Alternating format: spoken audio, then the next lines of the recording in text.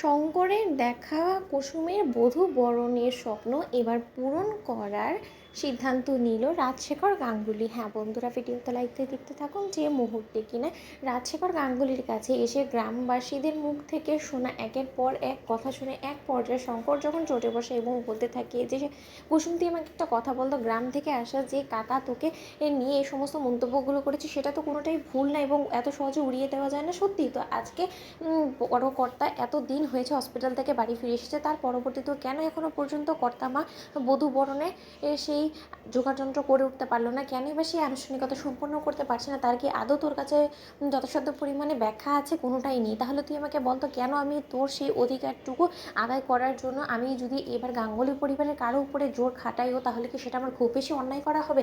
আর কতদিনই বা আমি মানুষের মুখ চেপে ধরবো বলতো? সত্যি তো তোর গ্রাম থেকে আসা সেই কাকা যখন কিনা একবার প্রশ্ন করে তুলেছে, এরকম করে তো মুখে মুখে সবাই এখন সেই কথাগুলো নিয়ে ফিরবে, গোটা গ্রামে নিশ্চয়ই ছড়িয়ে পড়বে যে কুসুম কেন গাঙ্গুলি বাড়ি, এত বড় একটা স্বনামধন্য বাড়ি বউ হওয়া সত্ত্বেও সেই কাজের মেয়ের ভেসেই সে এখনও কেন গাঙ্গুলি হাউসে যায় এবং এখনও কেন সে পাকাপোক্তভাবে নিজের শ্বশুর বাড়িতে থাকে না, নিজের স্বামী সমস্ত কিছুকে নিয়ে সুখে থাকে না বলতো? তখন আমি কি জবাব দেবো বল? বাবা হয়ে তো আমার কাছে সেরকম উত্তর দেওয়ার মতন কোনো কিছু নেই, কারণ সেরকম উত্তর দেওয়ার মতন আমার কাছে এখনও পর্যন্ত কোনো রকম কোনো কিছু নেই। তাহলে এবার যদি আমি তোর অধিকার ফলানোর জন্য আমি যদি কোনো মতে তোর অধিকার আদায় করতে কর্তার সঙ্গে এই বিষয়ে কথা বলি, তাহলে আমার মনে হয় না যে আমি কোনো একটা অন্যায় করবো। ঠিক সেই সময় এই কথা বলা মাত্র কুসুমের শত বারণ অমান্য করে যখন কিনা শঙ্কর এক পর্যায়ে গাঙ্গুলি হাউসে গিয়ে হাজির হয় এবং সেই সময়েই যখন ঈশান সমস্তটা জানতে পেরিয়ে গিয়ে রাজশেখর গাঙ্গুলিকে বলে, ঠিক তার পর মুহূর্তেই রাজশেখর গাঙ্গুলি শঙ্করকে বলতে থাকে যে হ্যাঁ বলো শঙ্কর, তুমি কী বলতে চাও? ঠিক সেই সময় শঙ্কর যখন বলতে থাকে যে দেখুন কর্তা, আমি প্রথমে ক্ষমা চেয়ে নিচ্ছি, আমার কোনো কথাতে যদি আপনার খারাপ লেগে থাকে তাহলে আমার কিছু করার নেই, কিন্তু আপনি ভাবুন তো আমি একটা